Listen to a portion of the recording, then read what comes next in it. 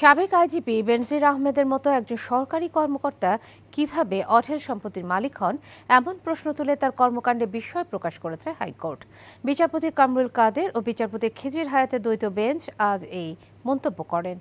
যশোরে স্থানীয় সরকার বিভাগের কয়েকটি সেতু নির্মাণে অনিয়মের কারণে তলব করা কর্মকর্তাদের জিজ্ঞাসাবাদের সময় বেনজিরের প্রসঙ্গ আনে আদালত।